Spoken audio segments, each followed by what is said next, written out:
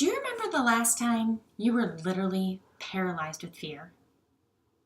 Or maybe you were in a place that was so dark and you had absolutely nothing to protect yourself with that you shivered in fear, wondering what was lurking in the shadows. Now, as adults, we can rationalize that. We can even talk ourselves into, oh, I'm not going to be afraid, I'll be fine. But imagine yourself as a 5-year-old little girl, alone in a dark, damp warehouse, somewhere in the middle of downtown Seattle. Your mom left you. She said she'd be back. And she came back last time. However, you are so hungry and afraid that the only thing you can do is curl up in a ball in the corner and hope to fall asleep. All you can do is make days with marks with a rusty nail on the wall to try to remember how many days your mom has been gone. And at times you hope maybe you won't wake up. Trauma. I'm talking about childhood trauma. Something that affects millions of kids around the world and hundreds of kids within our city of downtown Seattle. This not only affects kids, but these kids are haunted throughout their adult lives with the effects of this trauma. And what can we do about it?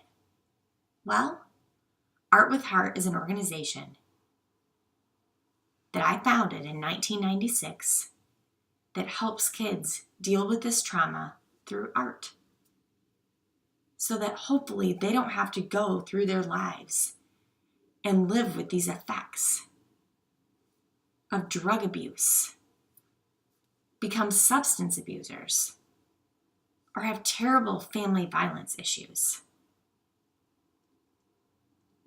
So to talk a little bit about this trauma and drug abuse, the National Institutes of Health found that more than 70% of kids who experience trauma go on to be drug abusers.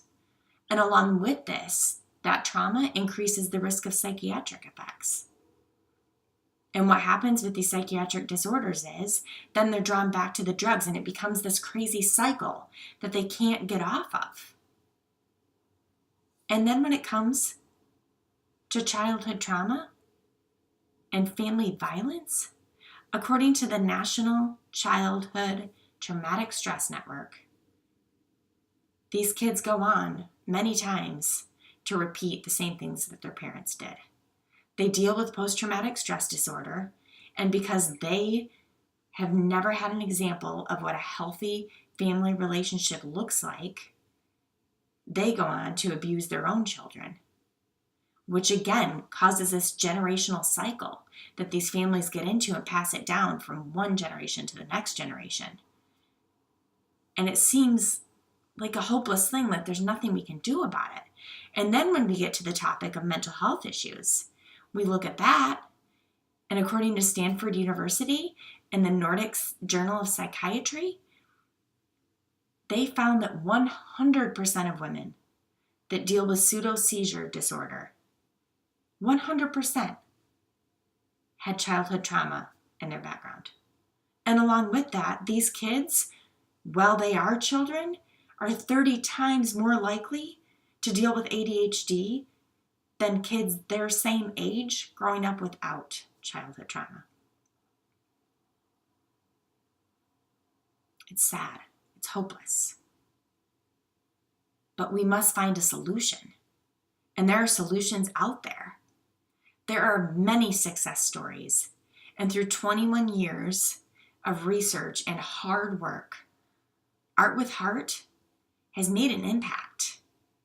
It is proven that by teaching these kids healthy ways to deal with their trauma through art and through reading books that they can relate to, they're able to live out healthy adult lives. If you go to artwithheart.org, you can see these personal stories. You can see the story of the 8-year-old little boy who showed up for the first day, who spoke nothing, not even 2 words, because he was so afraid and he was so traumatized. And he sat down and he drew. But within a couple of weeks of coming and drawing and listening to stories that he could relate to, he was laughing and playing with the other kids, experiencing a release of fear and a release of a little bit of this trauma, now knowing how to deal with it in a healthy way. So you may ask, what can I do? I can donate, I can sign up for this monthly donation program, and I see my account debited every month, but how do I know it's making a difference? I see a newsletter with kids' faces, and I look at the website with these stories, but how do I really know it's making a difference? Another thing you can do is choose to volunteer by just reading to kids, maybe once a month, or hosting an art night and being able to provide these supplies to these kids in need. You can help them in such a big, big way to overcome these issues with substance abuse, family violence, and this trauma that they face with mental health issues. Have you ever sat back and just complained about something, even though you knew there was something you could do about it, but you chose not to? Don't let this be the time you do that. Please give anything that you can, even if it's a small amount. You never know, you may be saving that one kid from one more dark, lonely, dangerous night in a cold warehouse right in the city that we live in. All because of a difference you chose to make.